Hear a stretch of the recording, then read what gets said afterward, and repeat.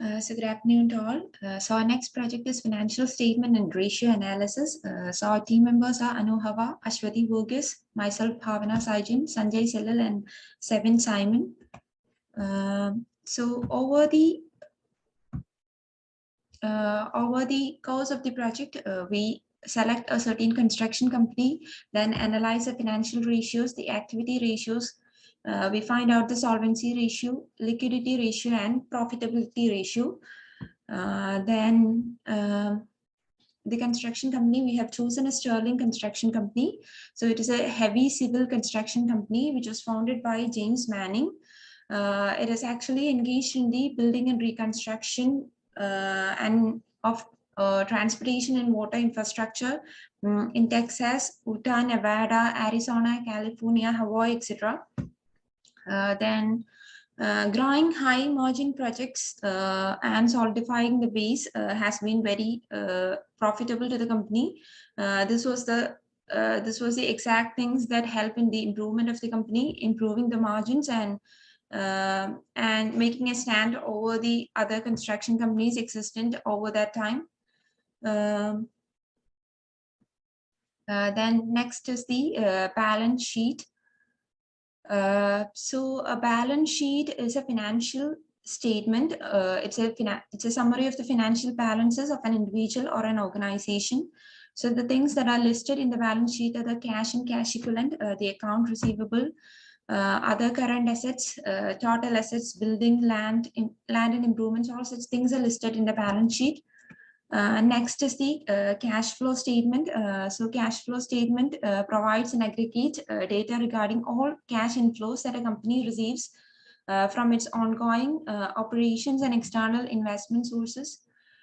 So in the cash flow statement, the depreciation and amortization are mentioned.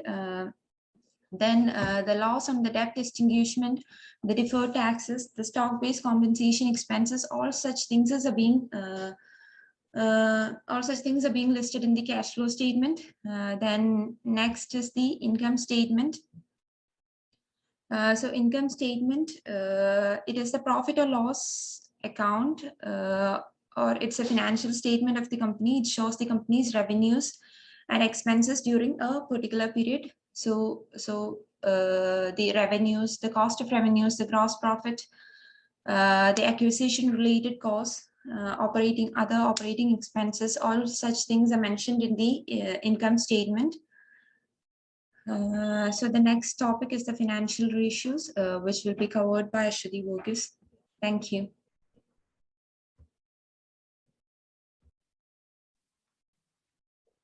Hello everyone, myself Ashwati Varghese, and I'm here to discuss about activity ratio.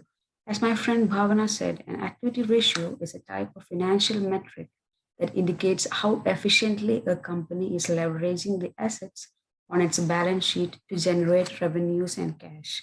There are different types of activity ratios, and these are inventory turnover ratio, days of inventory on hand, receivables turnover, days of sales outstanding, working capital turnover, fixed asset turnover, and total asset turnover. Here, this table represents these different activity ratios in the year 2019 and 2020. Now, let's discuss each ratios in detail. First one, inventory turnover ratios.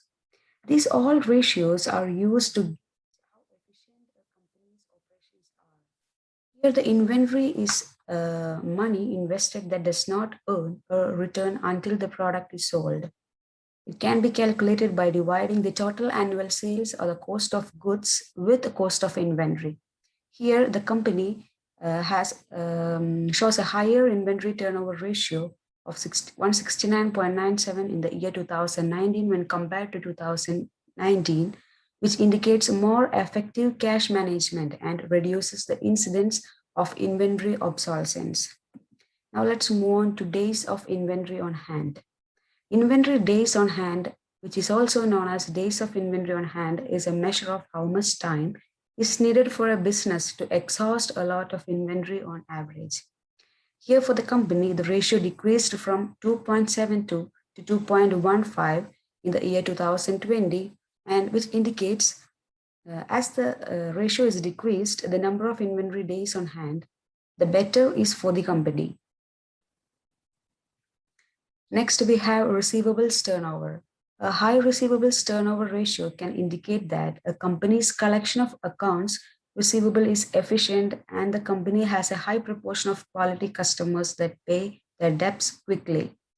Here for the company, the ratio is higher in 2020. Therefore, it favors the company because a high ratio can suggest that a company is conservative when it comes to extending credit to its customers. Now, days of sales outstanding or DSO, it represents the average number of days it takes credit sales to be converted into cash or how long it takes a company to collect its account receivables.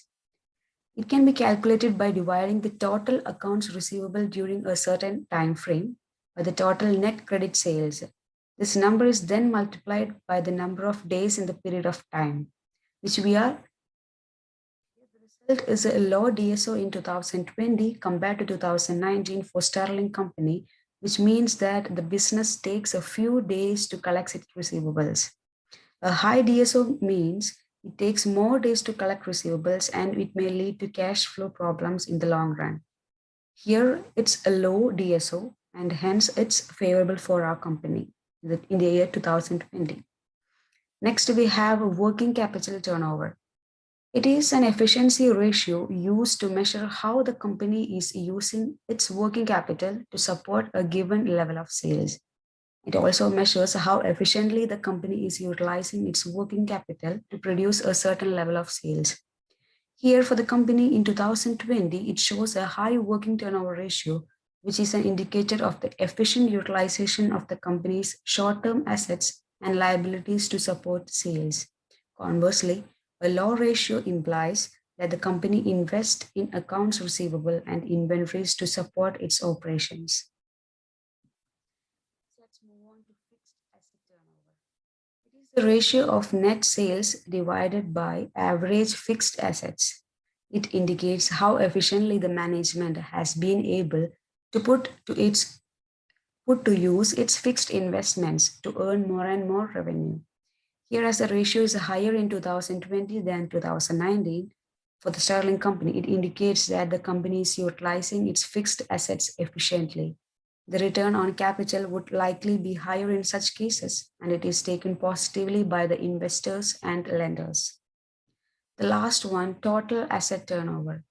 It is an efficiency ratio that measures a company's ability to generate sales from its assets by comparing net sales with average total assets. This ratio shows how efficiently a company uses its assets to generate sales. Low ratio means that the company isn't using its assets efficiently and most likely have management or production problems. Thank you. Thank you for hearing me.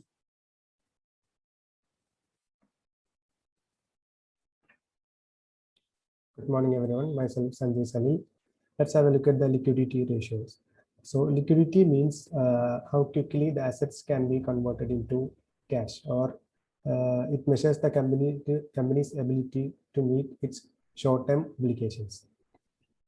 So for the liquidity analysis, we are considering certain ratios that are current ratio, quick ratio, cash ratio, defensive interval ratio, and cash conversion cycle. So let's look at these ratios one by one. The first one is the current ratio. It is also known as the working capital ratio, which measures the capability of a business to meet its short-term obligations that are due within an year. It also indicates how a company can maximize its current assets on its balance sheets to satisfy its current debts and other payables. Any ratio above 1 is considered as a positive for the company. However, the current ratio decreased from 1.24 in FY 2019 to 1.12 in FY 2020. The next one is the quick ratio. The quick ratio is also known as the acid test ratio. It measures the company's capacity to pay its current liabilities without needing to sell any of its inventory or obtain other financial payments. It is more conservative method than a current ratio, which includes all current assets as coverage for current liabilities. The higher the ratio, the better is the company's liquidity and financial health. The quick ratio has also declined from 1.24 in the year 2019 to 1.12 in FY 2020, which is not favorable for the company. The next one is the cash ratio. The cash ratio is the liquidity measure that shows a company's ability to cover its short-term obligations using only cash and cash equivalents. A cash ratio lower than 1 does sometimes indicate that a company is at the risk of having a financial difficulty. In the Sterling Construction Company, the cash ratio has seen a slight increase in 2020 to 0.25 from 0.21 in FY 2019, which is a good positive sign for the company. Next one is the defensive interval ratio. The defensive interval ratio is a financial metric that indicates the number of days that a company can operate without needing to access the non-current assets and long-term assets whose full value cannot be obtained within the current accounting year or additional outside financial resources. The DIR is observed to be decreasing from 6.74 to 5.09 within a year. The higher value of DIR is preferred, which is in the year 2019 compared to 2020. Next one is the cash conversion cycle.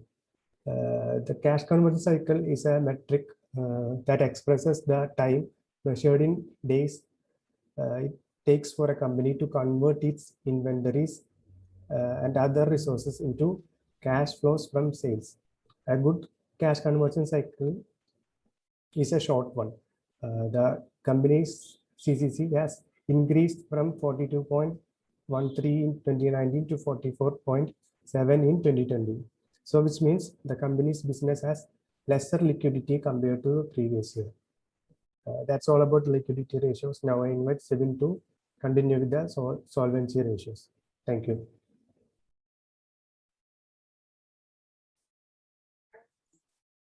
Hi, myself Sebin Simon. Now let's look into the solvency ratio. A solvency ratio is a key metric used to measure an enterprise ability to meet its long-term debt obligations, and it is often used by prospective business leaders. A solvency ratio indicates whether a company's cash flow is sufficient to meet its long-term liabilities and thus is a measure of its financial health. Now we can look into the different solvency ratios of the Sterling Construction Company. Solvency ratios are mainly classified into 6 different categories, starting from the debt to asset ratios to fixed charge coverage. And these are the main ratios of our construction company that we got calculated in 2020 and 2019. Starting from debt asset ratio. The debt asset ratio is a leverage ratio that measures the amount of total assets that are financed by creditors instead of investors. It is calculated by total debt by total assets. The Sterling Construction Company has been able to reduce the debt to asset ratio from 0.41 in financial year 2019 to 0.29 in financial year 20, which depicts the company's financial structure is getting stronger. Now looking into debt to capital ratio, it's calculated by total debt by the summation of total debt and its equity. The debt to capital ratio is a measurement of company's financial leverage. The debt to capital ratio is calculated by taking the company's interest-bearing debt, both short-term as well as long-term liabilities, and dividing it by the total capital. The company has been able to reduce the debt to capital ratio from 0.58 in 2019 to 0.51 in the financial year 2020, which means the company is raising funds through revenues or else through the shareholders. Now looking into debt to equity ratio, it is calculated by total debt by total equity. The debt equity ratio is an important metric used in corporate finance. It is a measurement of degree to which a company is financing its operations through debt versus wholly owned funds. The Sterling Construction Company has been able to reduce the debt to equity ratio from 1.41 in financial year 2019 to 1.06 in the financial year of 2020, which indicates the company's finances are less dependent on debt via lenders. Now going to financial leverage ratio. A leverage ratio is any kind of financial ratio that indicates the level of debt incurred by the business entity against several other accounts in its balance sheet, income statement, or cash flow statement. It is calculated by average total assets by average total equity. The financial leverage ratio has a slight increase from 3.43 in the financial year 2019 to 3.58 in the financial year of 2020, which increases the risk of insolvency. Higher the company's leverage ratio, higher the financial risk. Now going to interest coverage. Interest coverage is calculated by EBIT divided by the interest payments. The interest coverage ratio is a debt and profitability ratio used to determine how easily a company can pay interest on its outstanding debt. The coverage ratio has increased from 3.11 in the financial year of 2019 to 2.92 in 2020. A lower ratio indicates that less operating profits are available to meet interest payments and that the company is more vulnerable to volatile interest rates. Finally, the fixed charge coverage.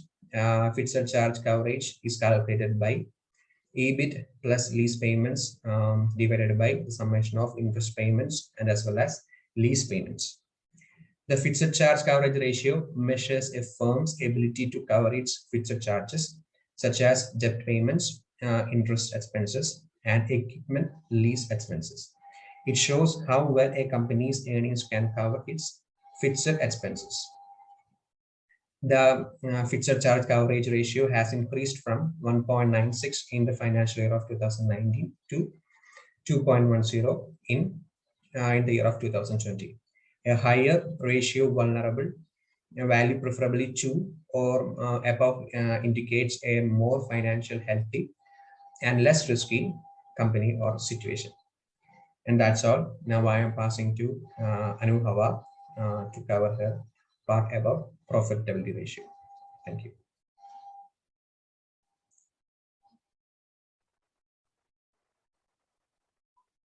Hello everyone, myself Anubhava. I'm going to talk about the profitability ratio. So this is the consolidated values of profitability ratio of Sterling Construction Company. Let's look into more details. So first one, gross profit margin, and it comes under return on sales. So from the table, it is clear that it has increased from 0.1 in 2019 to 0.13 in 2020. So it's clearly a progress. Actually, it compares gross profit to sales revenue, and this depicts how much a business is earning, taking into account the needed cost to produce its goods and services. So this is a good sign, since a high gross profit margin ratio reflects a higher efficiency of core operations.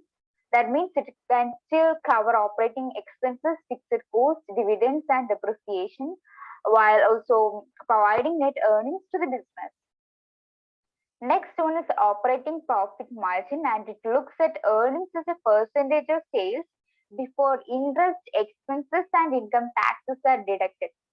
So there's also an increase in operating profit margin, and it got changed, actually increased from 0.03 in 2019 to 0.07 in 2020. So it is clearly shows a growth.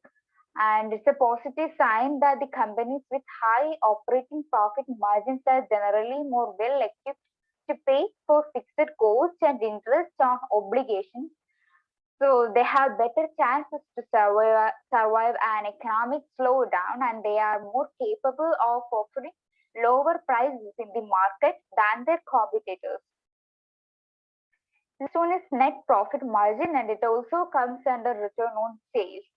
And it depicts how much of each sales dollar remains as a net income after all expenses are paid, that include taxes, interest, and depreciation. But in terms of Sterling Construction Company, the net profit margin got decreased from 0.04 in 2019 to 0.03 in 2020.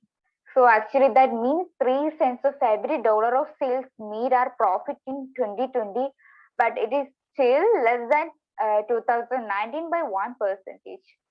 So it shows no progress. Next one is operating ROA, and it comes under return on investment, and it indicates the company's operating income generated per dollar invested in total assets. So there is a significant growth in terms of operating ROA, and it got increased from 0.04 in 2019 to 0.1 in 2020, and it is a good and positive sign since higher operating ROA is preferable. Next one is return on assets, or ROA. Actually, it measures how efficiently a company can manage its assets to produce profit during a period, considering a particular period. So always higher ratio is preferable, and it represents the better the company is. But in case of ROA in Sterling Construction Company, it remains same in both years, and actually that is 0.04.